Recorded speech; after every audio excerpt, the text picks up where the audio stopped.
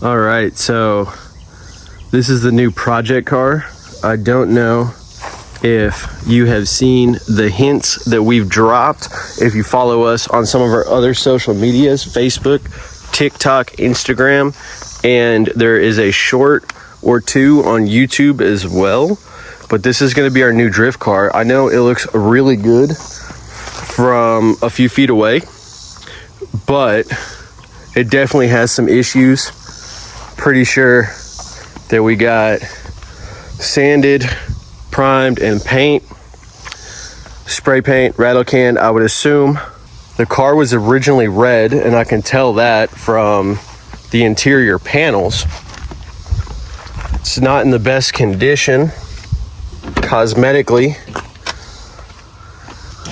See the interior here, this trim, you can tell it was red and it was painted. The interior is not that great either, but I'm gonna clean it out. We're gonna gut it.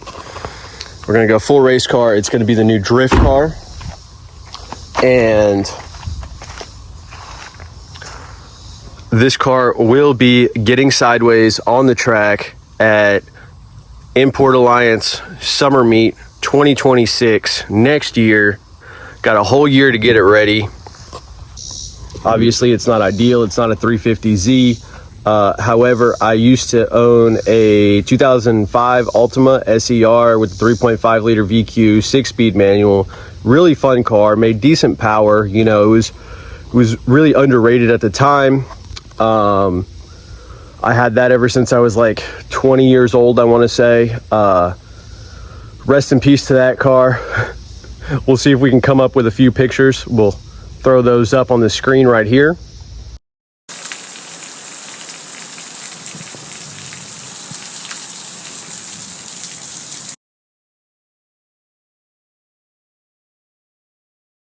Got that when I was living in East Tennessee. It was purchased in Charlotte, North Carolina. My grandfather and my dad went over to pick it up. I gave them the money, and it was a middle-aged couple that previously owned it. The girl, who was the mom of the family, was almost in tears getting rid of it. The car was in phenomenal condition. Got the HID headlights, had a short upgraded clutch in there that was really stiff, really short, really nice. The car looked showroom floor back in like 2018, and it was a 2005, and you could not tell it apart from a newer car on the street. It looked perfect. I had since then, 21 years old, done some damage to it. Drove it in a ditch during an ice storm one time here in Nashville, because those get really bad, and I was having a little too much fun late night, and that kind of bent. I don't know if it bent the frame, definitely bent the tie rods. Got the tie rods replaced. The door wouldn't shut all the way. The passenger handle was broken off. Lost the passenger mirror. Got a new one from Pull Apart. That was a Pull Apart video. You can check that out on our YouTube channel. And then the car was just sitting. Didn't have any plans for it. I really liked the car. I would have loved to rebuild it because my grandfather, who is no longer with us, absolutely loved that car. He said if I ever wanted to sell it, he would buy it. The entire ride there, he was telling my dad, from East Tennessee out to Charlotte, North Carolina. It was a little bit of a drive, but not too far. He was telling him the entire way, he's like, man, don't buy this car for him. Don't buy this car for him. This car is going to be, this car's a piece. Don't buy it. It's going to be a horrible decision. And then he test drove the car, saw the car, and he was like, you have to buy this car. And he loved it, drove it the whole way back after the test drive. And he said if I ever wanted to sell it, that he would buy it. And then it got into rough condition over the years, let it fade away, and then same thing happened to him. So it really sucked to get rid of that. I would have wanted to rebuild it, but it wasn't doing anything. I knew it wasn't going to be worth a whole lot of money, and it just didn't seem worth it to put all that money into it, especially with the fact that it never came with a limited slip differential, and that was my biggest concern. Not only was it front wheel drive, no LSD, so couldn't get the traction. If I wanted to put any more power in it, it would have been pointless. So after deep contemplation, I threw it up on Facebook Marketplace. I got some horrible offers for it, because if you ever sold anything on Facebook Marketplace, you know how that goes. And then I had one very nice gentleman that wanted to trade me for this 1999 Mustang GT and I hopped on that. So this is going to be the drift car, the project car for the channel. Might be a few more of those coming soon, you know. However, we're going to make it do. And the one thing that I really love about this is you never see a whole lot of the new Edge Mustangs out on the track getting sideways. As capable of vehicles as they are, they do require a little bit of work to get them sideways. I know getting rid of the body roll is a big thing. Also, possibly an angle kit. That's probably going to be my last priority. I'm going to replace everything that needs to be replaced. That's kind of what this video here is going to be all about. Going to throw some hose clamps on there. Going to get rid of some of this 26-year-old rubber that just faded away over time, as you know 26-year-old rubber will do, especially when it's getting hot, cooled. We're going to gut the interior. We're going to fix the brakes, because as you can see, these rotors are a little beat. Obviously it's been sitting for a little while, which caused some more problems over time. It does have some cheap coilovers. It's got some Godspeed coilovers. We're gonna make do. The rear is low. I don't know how great this was put together, because the passenger rear is substantially lower than the driver's side rear. And then you got it lifted sky high in the front. So we're just gonna slam it all down all the way around. Hopefully let it handle better, get rid of some of that body roll, and if nothing else, at least it'll look cool. So I think that that'll do the job. We might put a hydro brake in this if we have time. Maybe put a roll bar in there, and then get the main things taken care of, get those out of the way, get it running good, and just get everything ready. And then the last steps will be the racing seat and the angle kit if we have time and money available for that. But right now we're just gonna get it running good, and I'm just gonna go and absolutely send it on every corner. So stay tuned for those videos. If you can make it out to Import Alliance Nashville summer 2026, we'd love to see you there. You can come stop by, get a cameo on the channel, watch us drift, hang out, talk to us, and maybe even go for a ride along if we have a passenger seat by then. So we're gonna get the maintenance taken care of. That's what we're doing today, and go from there. So this is gonna be a build series on the channel, gonna have its own playlist. Stay tuned.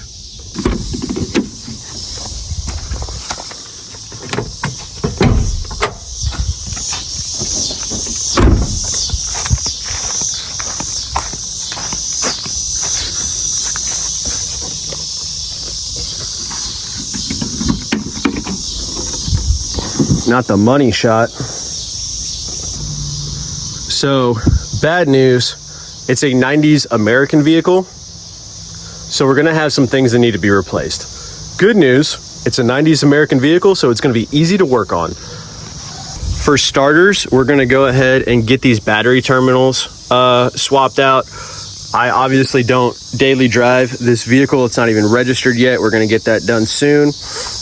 With that said, the battery terminals are corroded. At least the positive is. The negative looks fairly decent. We're gonna go ahead and get the terminals swapped out. I got some quick release terminals over here to my side. Just got these off Amazon. Should be quick little bolt up, and it's gonna make it a lot easier to take the battery in and out. Like I said, I don't daily drive it. Doesn't get driven a whole lot. So I'm constantly taking the battery in and out to save it and throw it on a maintainer. And these quick release terminals are gonna help with that, make that a whole lot easier. Obviously, we're gonna need a battery tie down if we plan on drifting it. Clean up the engine bay a little bit. Like I said, it's 2025. This vehicle is a 1999, so we're looking at 26-year-old rubber. There's no hose clamp on this hose right here. This was popped off a little bit ago when I took it around the neighborhood. So I'm gonna go through, hose clamp whatever needs to be hose clamped, see if any of these hoses need to be replaced, see if they're cracked from age. If you look at the hose clamp for this cold air intake, that obviously needs to be tightened down. So I'm gonna tighten some things down. If you look right here, Looks like I got some coolant sitting right here. That's obviously not good. And then the coolant smells like gas and looks like coolant. So what I can only assume from the naked eye is that I have a coolant and gas leak. I'm thinking that it might be the fuel rail, but more than likely it's the O-rings that go around the injectors that are leaking that gas. And I'm hoping that maybe one of these hoses just dripped some coolant down on top of here. Should be an easy fix. O-ring shouldn't be too hard to replace. I know that it did have a gas leak when I got it, or at least formally so. The guy I got it from said that the O-ring was leaking, which, I mean, 26-year-old rubber, you can only assume that that's going to happen. Obviously, over time, that rubber's going to deteriorate. But he said that I can pick one up at the parts house for cheap. It wasn't really a big issue to me. It was not a deal breaker. I did want to get rid of that Altima. I think that I got a fair trade here. He did say that he took one of the O-rings off of his F-150, you know, Ford product. And he said that he replaced that for me when I was driving down to pick that up, because it's about an hour, 10-minute drive. So I don't know if it's the same one that's having an issue, or maybe there are multiple. We're going to go ahead and get them all replaced. Going to get that taken care of today, along with the battery terminal, tighten down the hose clamps. Definitely take that pod filter off, because this bad boy has seen some stuff. So we're going to get that cleaned off, tidy everything up under here, and hopefully mechanically at the end of the day it should be running good. We're obviously going to do an oil change on it at some point before we take it out for a long drive, because we don't know how long it's been sitting. We don't know how long it's been since the oil has been changed. We're going to get the brakes taken care of in the near future, and then we can focus on gutting that interior, which should be a really fun video. I'm really looking forward to that one. And then we're going to get it primed and painted on the inside, throw at least a roll bar in there, maybe a half cage, and then at least one racing seat, possibly two, removable steering wheel. And then once all that's taken care of and it's running decently, we'll see about getting the angle kit on there. So I'm going to start by getting these hose clamps tightened up. This one is already tight. I'm going to go ahead and loosen this so I can spin it around for easier access in the future. Get these bad boys tightened down.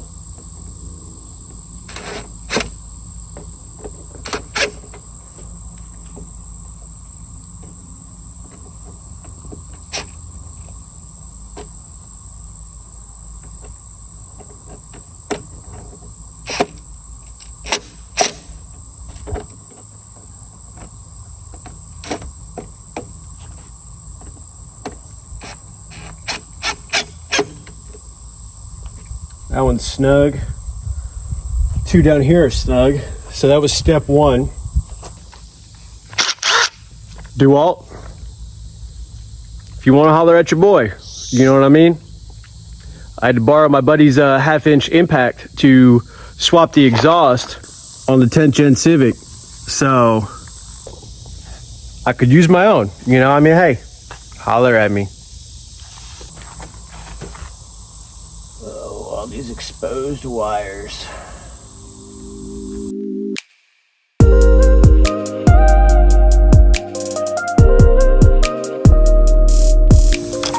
get to that in a minute. I'm gonna try to get this fuel rail taken care of. Tighten down.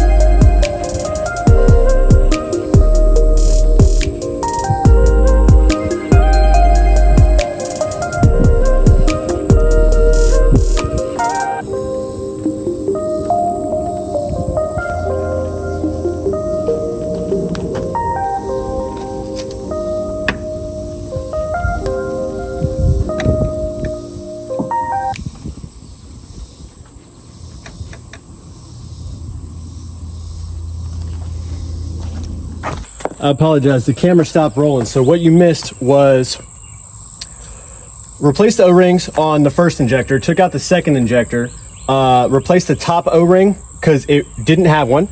Third injector did not have one either. So the fourth one on the left side did have both O-rings, top and bottom. They look good. I'm gonna leave that because I only have 8 in the pack and each injector takes 2 O-rings. Dropping gas out of this thing like crazy right now. I'm gonna go swing around to the other side. I think that we found that culprit. I think where it was missing the O-ring on the top of the injectors for 2 of them is probably something to do with our gas leak. So we should be able to replace those O-rings. Go ahead, get everything clamped down. And then I assume that we'll be good. I moved this cold air intake here, slid it out of the way. So I'd have easier access. I think I could have made do without doing that, but I went ahead and did it anyway, just for a cleaner shot. So we're gonna take this O-ring here, or the injector, I mean. The bottom O-ring looks fine. So we're just gonna take this top. Where's my bag at? Gonna take this top and get it added on here.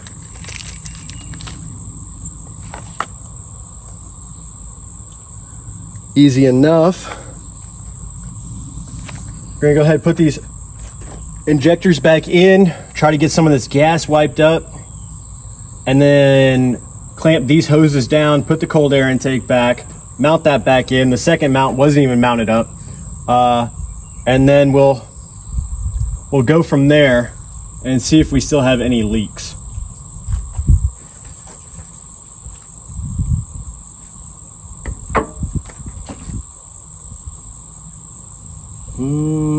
I'm debating whether or not to take the intake just completely off.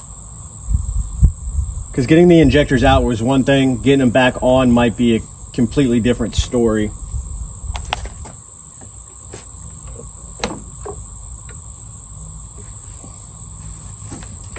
Also, I'm just leaking gas like crazy out of this fuel rail here.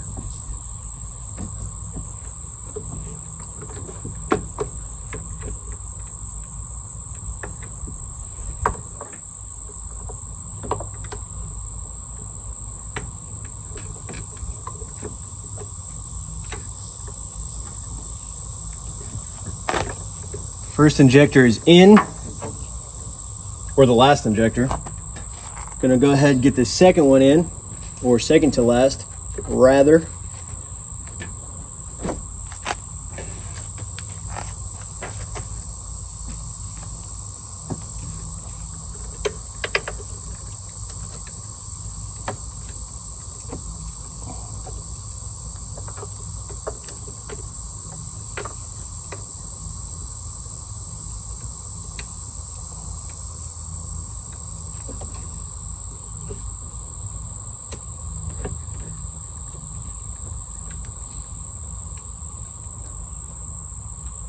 Second one's in, fuel rail is not locked on that yet.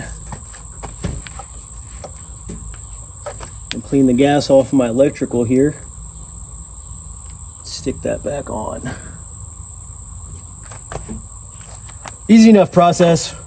Like I said, I think we found the leak.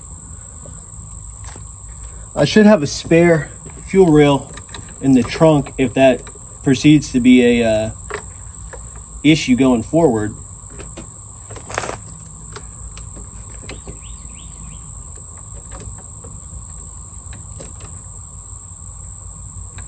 That's in. This is for the first one, so I'm missing one more right here. I'll wipe the gas off.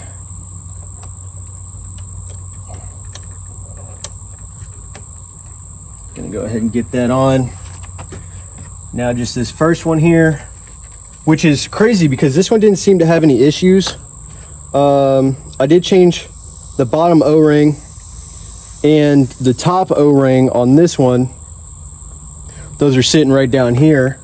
And this seems to be like where the leak's coming from, but this wasn't the injector that was missing O-rings. So with that said, it's confusing. Don't completely and entirely understand that, but we're gonna get this hooked back together. Pop that down in there.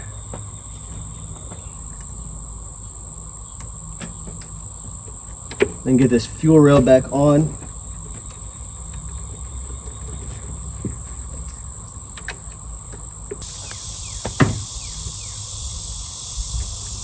There we go. I think I got them in. Now I can go ahead and get these screws back in place.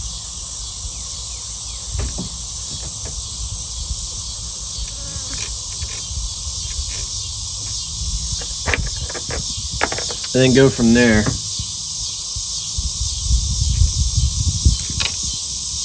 As long as I don't drop them.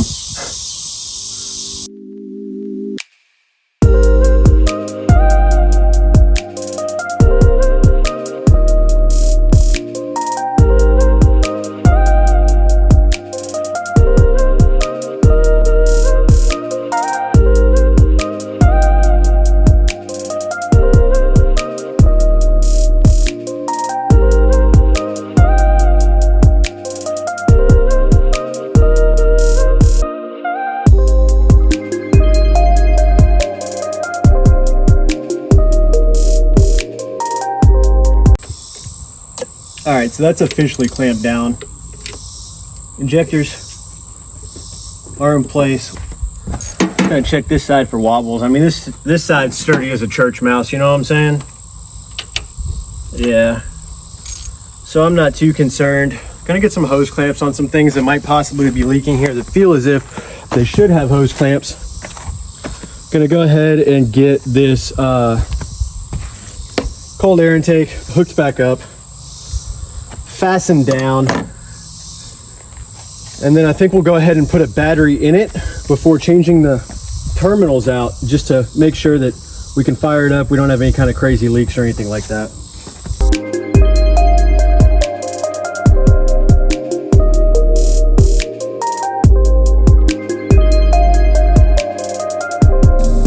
Now it's not going anywhere and it's in the right position.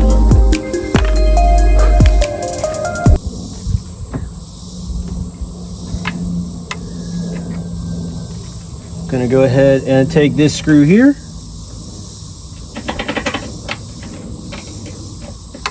That I might have gotten stuck. I don't know why I put it in this little hole. I thought it was a good idea at the time, you know? That's what he said, or she said. There we go. Gonna get this bad boy buckled down.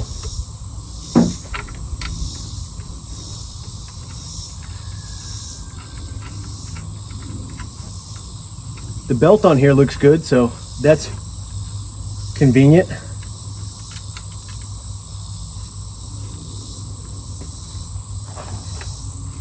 The handy dandy 8mm. I don't think that this is the most necessary thing in the world, but I mean, they make the bracket for a reason, right?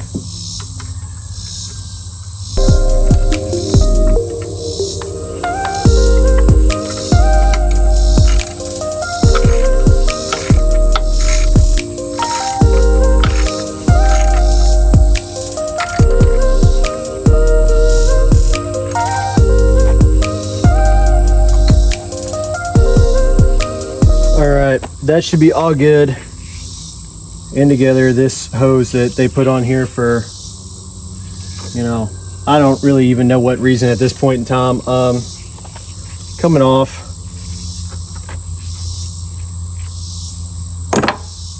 It's not, it doesn't even have the clamp that goes down on it, so I don't really think that really matters a whole lot.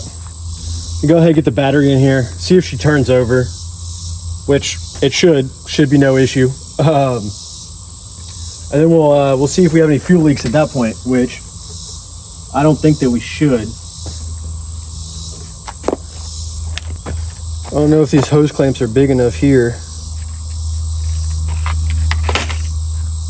but it wouldn't be the worst idea to put one on.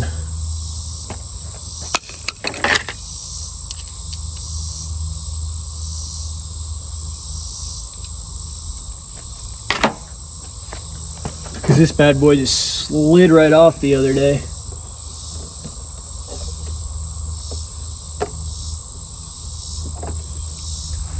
That is not large enough. I'm gonna go see if I can find another one. All right, don't have a hose clamp big enough for that. I think I'm gonna come back in the near future with a zip tie.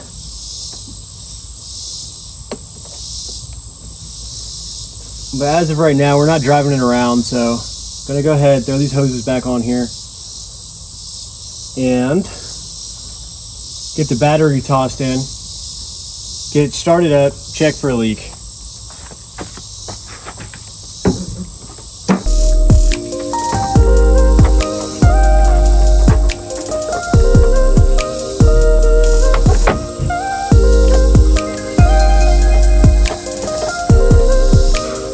Here in about 10-15 minutes, all that corrosion is going to be gone, and I cannot wait.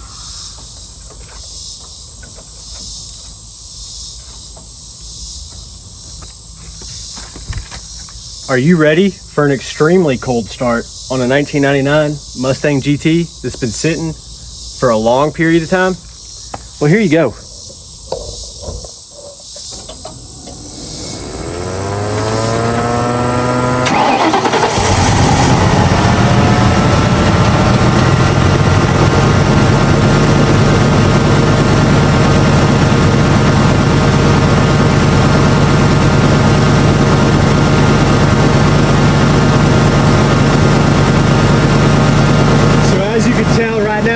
Like a kid.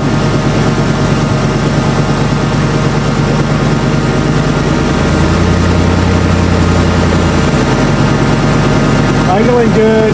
Belt pulleys don't seem to sound too bad.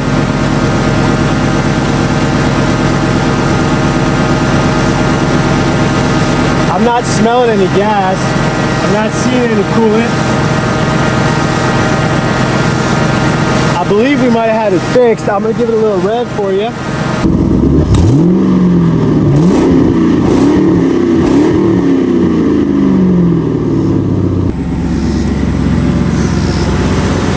After I revved it a little bit,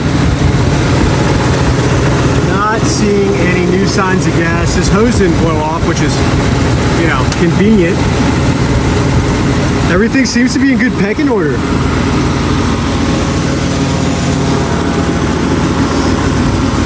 Now we do have this battery light on, so I'm gonna go ahead, get it turned off. Turn it off. I'm gonna go ahead, disconnect the battery terminal. We're gonna get those terminals replaced, and that should be it for the day. Pretty sure the battery light's only on because I just threw these battery terminals on, didn't tighten them or anything. Plus they're corroded really bad. So hopefully we get that swapped out. Throw the battery back in it, turn it on one more time, and that light should go away. Not seeing any gas, but I mean, it did just idle for a little bit. This alternator wire right here burnt the other day, so that's probably extremely hot. I don't know if I need a new wire or if I'm gonna need a new alternator. If we do the battery terminals, get it fastened down real tight, and then the battery light still comes on, then I'm gonna assume that it's an alternator issue, but I'm gonna go ahead and unplug this battery, get it pulled out of the car so we're not burning anything up. And I don't have to buy a new battery.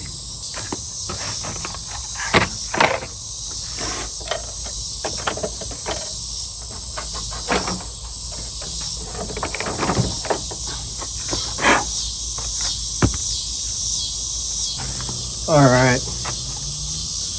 I don't have a lot of room on this negative wire, plus we got a massive wasp's nest.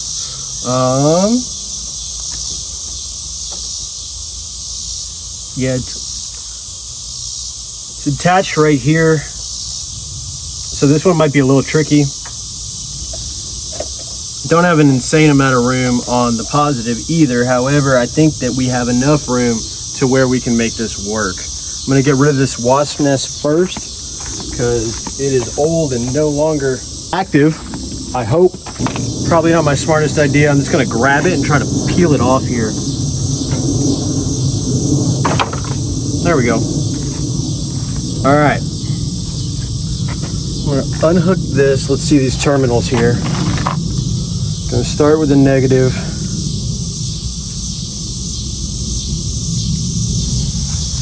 Make sure I get an Allen key that fits it.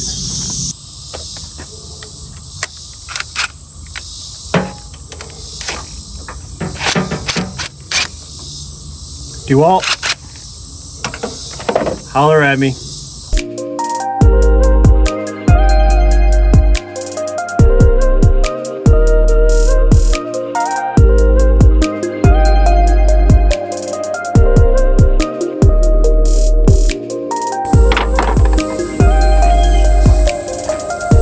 I'm gonna go ahead and start with the negative.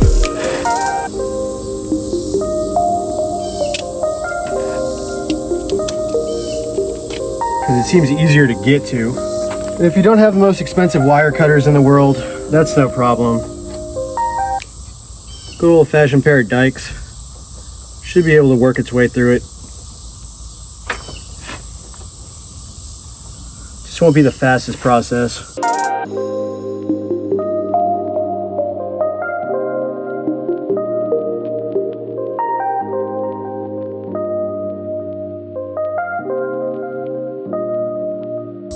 I hope you can tell how much fun I'm having right now. There we go.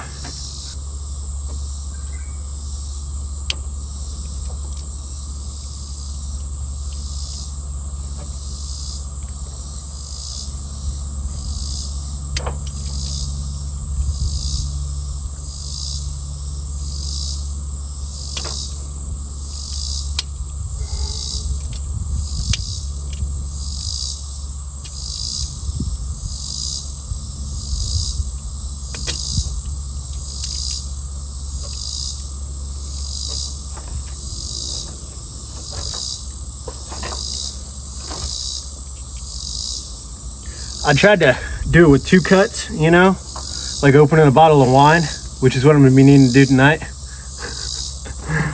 But we're getting there. Slow and steady, just be patient and it'll all work out.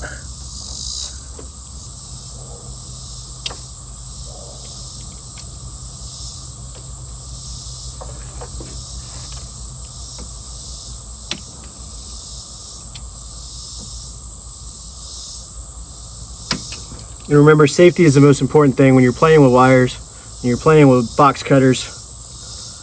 We don't want to get sliced wide open. I already bled once today.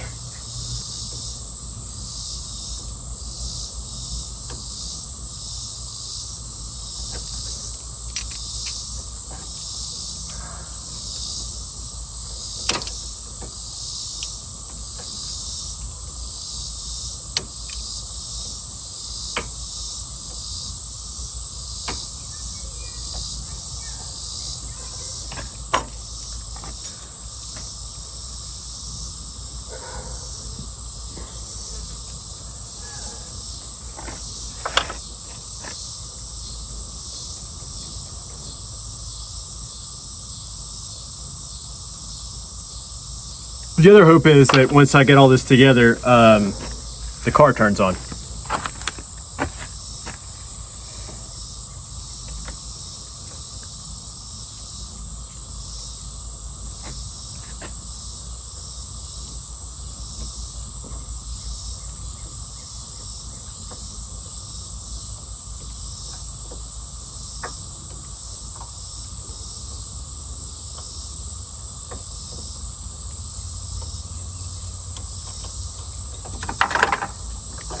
I'm gonna go ahead and get that electrical tape these 3 wires back together so that it's easier to put in this bracket, or terminal, I mean.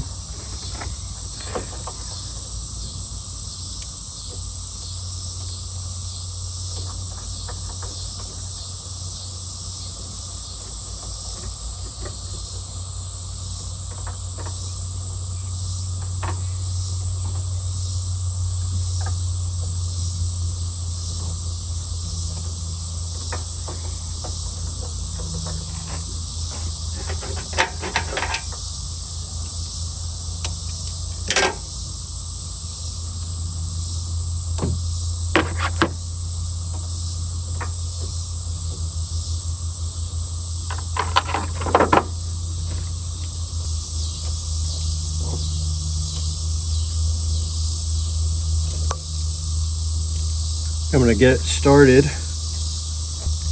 Got it in there so I can just swing this over top.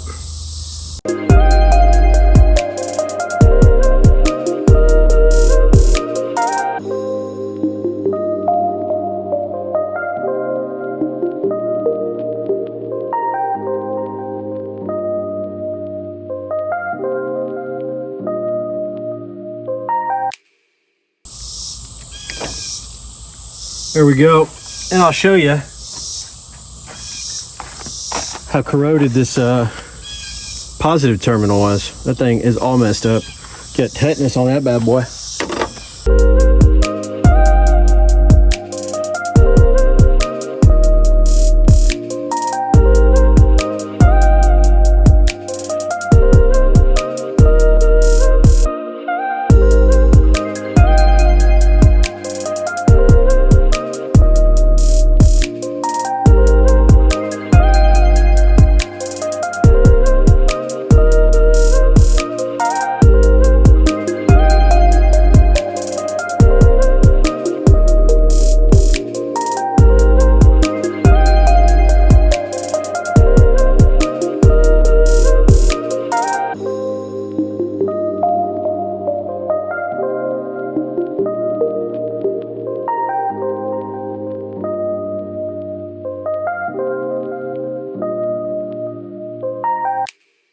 All right, it's gonna be out like that for a minute. We'll see if the car starts.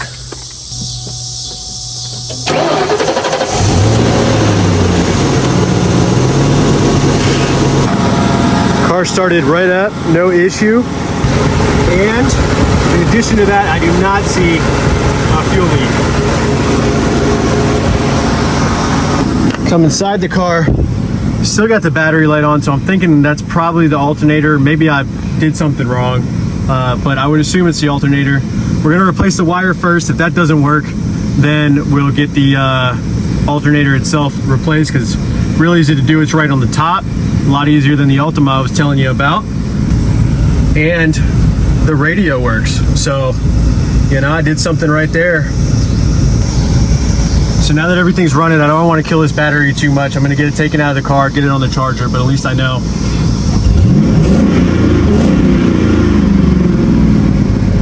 That the terminals work. Go ahead and give y'all a good little view of the finished product. There's the negative right there. Got the positive right here. And then these bad boys just pop on, tighten up, pinch it down, and we're good to go. So now that we got that all taken care of, I'm gonna go ahead and take this air filter off of here. No use having it right now. Car's not gonna be going anywhere. Car's not gonna be doing anything. So I'm gonna get this taken off, and then I'll go ahead and get it cleaned up.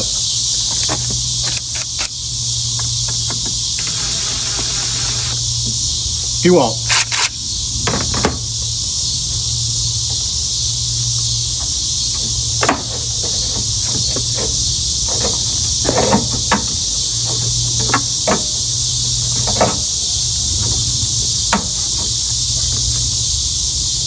That bad boy is dirty.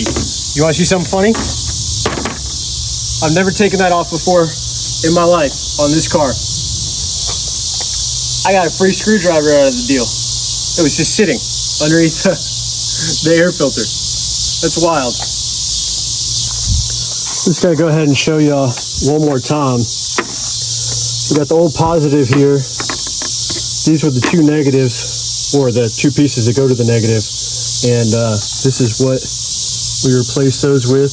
Even got the radio to work. Fixed the fuel leak. Stay tuned, hit the bell notification, keep those notifications turned on so you get updated every time we post new content. We have a crazy amount of content coming your way. We're still working on the Civic, we're still working on Morgan's car. So plenty of cool stuff to come. And then after that, we're gonna be drifting the Mustang, and we're gonna have plenty of other projects to work on. So stay tuned. I really appreciate y'all. I'll see you in the next one. Hey, DeWalt, sponsor me, baby.